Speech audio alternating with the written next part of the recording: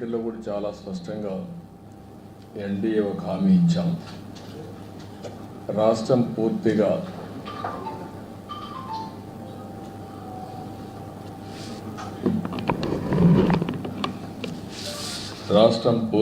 విధ్వంసం పాలైంది. మళ్ళీ ఎన్డీఏ వస్తాని రాష్ట్రాన్ని పునర్నిర్మాణం చేస్తామని చాలా స్పష్టమైన హామీ ఇచ్చాం. వచ్చిన తర్వాత నేను ఒక సంవత్సరం, రేపటికి 12వ తారీఖు నెక్స్ట్ మంత్కి 1 year అవుతుంది. 1 yearలో అన్ని ప్రయత్నాలు చేసినాం. మళ్ళీ అన్ని డిపార్ట్మెంట్ని ట్రాక్లో పెట్టడానికి సమయం పడతా ఉంది.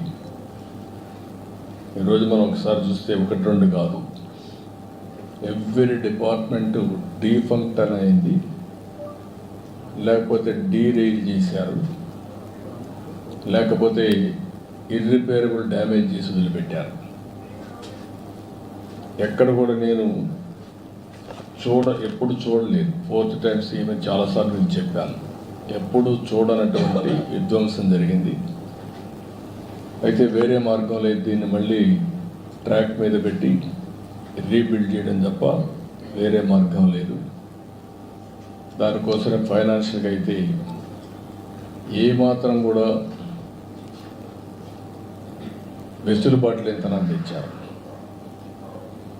ఒక పక్క బకాయిలు దగ్గర 1,20,000 కోట్లు బిల్లు మాత్రం, 9,94,000 కోట్ల రూపాయలు లయబిలిటీస్ కానీ, పేమెంట్స్ డ్యూ పెట్టింది కానీ, డెట్ కానీ చేసే పరిస్థితికి వచ్చారు.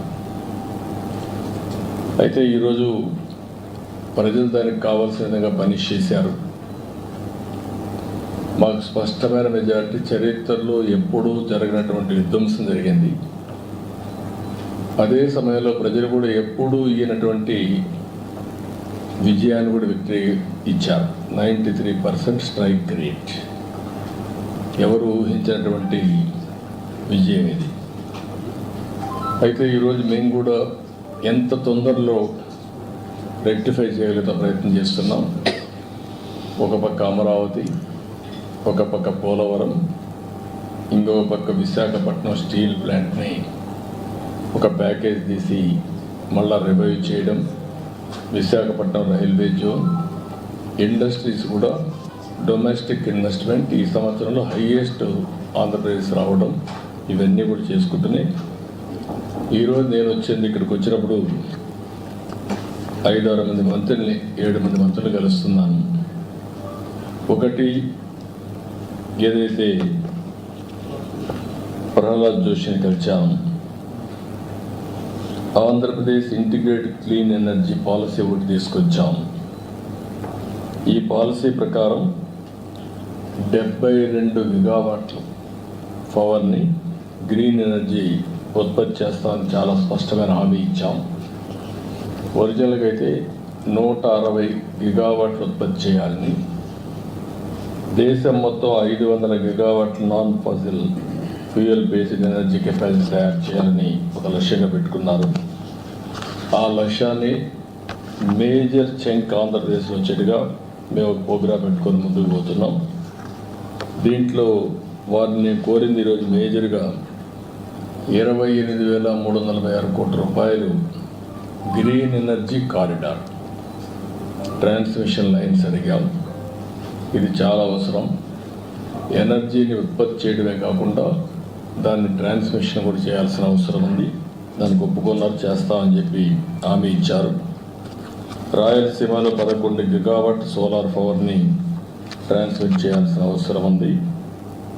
పంప్డ్ ఎనర్జీ కూడా ఒక 7,370 మెగావాట్లని ఇది చేయాల్సిన అవసరం ఉంది. ఈ రెండింటికి కూడా వారికి చెప్పిన తర్వాత దాన్ని పాజిటివ్గా తీసుకొని చేస్తా అన్నారు. అదే సమయంలో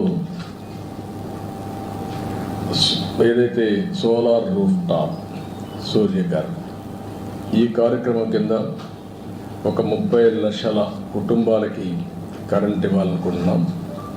దాన్ని కూడా క్లియరెన్స్ ఇవ్వమని చెప్పి అడిగాను.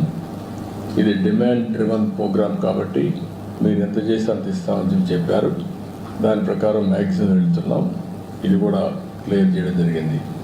అందుకే కాన్స్టిట్యున్సీకి మినిమం 10,000 రూఫ్ టాప్ సూర్యగారి కింద ముందుకు పోతున్నాం.